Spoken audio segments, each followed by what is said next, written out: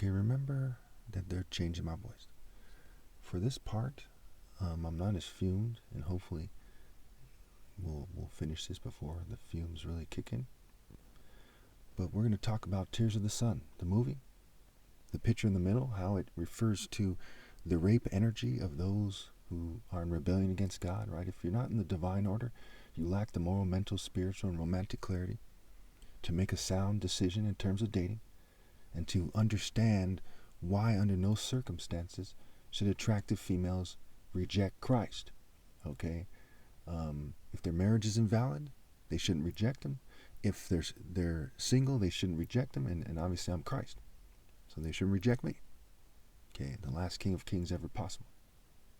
I even have a channel called The Last Christos Ever or something like this. So, in the other picture, I guess it's on the far right. I'm not looking at it right now. You have Monica Bellucci, who played in various movies that are connected to this. This is one of the patterns we see in Hollywood.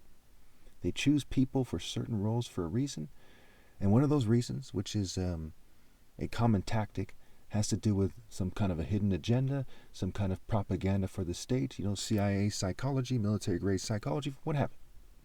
And so she plays in one of the most prolific rape scenes in Hollywood history at this point.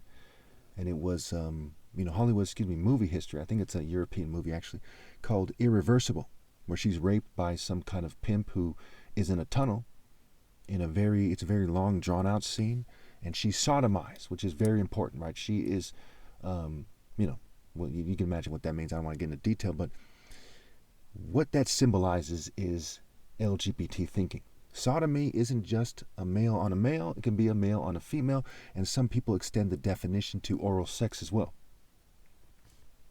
Okay. I hate to go into this, we'll make this brief, but this is part of the story. You need to understand this is what they use to keep people from figuring out what they're doing, because they know people are going to get grossed out. They don't think it's classy enough to talk about, well, I'm the King of Kings. Who has more class than I do? No one does. Who has more morals? Which is what class is really. No one does. Okay. So in The Tears of the Sun, it's about a movie where, it's a movie where it's during the Nigerian Civil War is the storyline, okay? And he's there to save a doctor who is Monica Bellucci, right? She's a doctor. My mom's a doctor. My father's a doctor. Doctors are associated with healing. Isis is a deity of healing and love, and she is the consort or wife of Osiris, who in the Osirian mysteries, okay, is very important.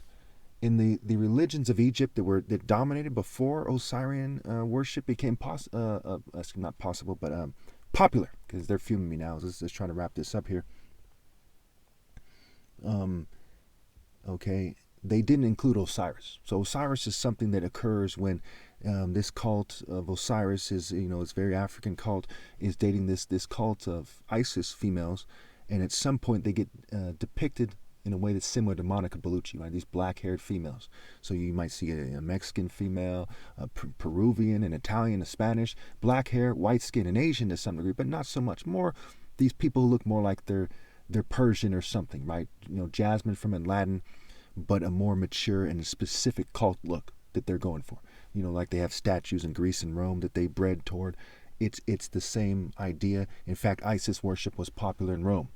And the Club of Rome is a very powerful secret society, these Greek frats in college, and it connects firmly to the Hollywood scene, right? The Freemasons, the college frats, the Club of Rome, they all have that Greco-Roman theme, okay? The statues you see in front of rich people's houses, you'll see maybe a bull, maybe a griffin, maybe arrows, or, these various ideas from Greek and Roman mythology, and fountains, right? The water, okay? They talk about how secret societies are obsessed with water. Water is an important issue in the Bible. I've made a video, and I should have it in my story playlist about some of the significance of water in the Bible, essential well-being, reproduction, a sea of people, the peoples, the nations, the multitudes of languages, Revelation 17, what have you. So anyway, in Tears of the Sun, okay, she was raped, but there's no scene there. She was raped in, I believe, Somalia or something like that, because she would go around and try to help people out, right? That she was like this humanitarian doctor, and her husband was killed. And there's no love scene in that movie between Bruce Willis and her. And Bruce Willis, for those of you who don't know, very popular Western actor. He was in Die Hard and some other movies. He tends to be a police officer, a military person, what have you. He's a military person in this video. Okay. And there's wordplay there. Will is, right? God's will. Will is what, right? And they want, the Greco-Roman Caesar garbage, right? Instead of the true will of God and the Royal African Falcon Martial Art Order. In the next video, we're going to get into some more connections to the Tears of the Sun. So I wanted you to have that strong kind of foundation in regards to what is this movie, how does it connect to me? And part of it is it's based on, in the Igbo culture, it's based on the Igbo tribe is who they're trying to help, right? It's an Igbo village they go to, what have you. There's church, there's like an Italian Catholic priest, and there is an Irish female who stick out, and there's certain types of white people that go far beyond the average white person in popular culture, at least in terms of the appearance of sincerity. And part of that is because they're partially sincere, but quite often they don't have the heart to do what's right. But they, are caring and this, that, and the other thing, right? Considerate, caring, things like this to a certain degree, right? Okay. Now, the guy the main person that they end up trying to save is this black guy who is the son of the president who was killed. And they also referred to him, the president was killed in a military coup, the Nigerian army, is this Muslim army, and they're coming to kill Christians, what have you. And the son is basically based on, I'd say my father, but it's also based on me, okay? And a common Igbo name is Emeka, and I used to Americanize it, if you will, and people would call me Emeka, and that emphasize that E, even though the can sound like an A, right? And and A, and Ra, Ra. It's like a very similar. One could argue his name is really Re in an Igbo kind of accent, okay? And I'm not someone who speaks Igbo in that accent. I've never even been to Nigeria, okay? But one can argue that that's how you say Ra, is how Igbos say A meaning yes, okay, and Emeka. And Chukwuemeka means God has done something great. Somebody who represents God, I think, is one thing that you can ascertain from it. So it can also mean priest if you, some people have interpreted it that way to me, at least my father. But I think it's more specifically commonly interpreted as God has done something great, okay, which implies a belief in God. So, to make a long story short, that person in the movie, the son of the president, is really the grandson, is superimposed on the grandson of the king of the Igbo's most religious and sacred center, if you use logic. If you don't use logic and you're worldly, you might think it's Neri, but it's really the Aries cult center. Okay. In Aries cult center, there's a royal family, and there's different people, and of that royal family, my father really sticks out as the most righteous. No offense to anybody. And that, I'm his namesake.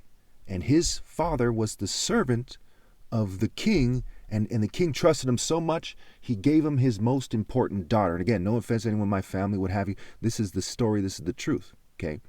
And my grandmother was the most spiritual woman I've ever even heard of in my life.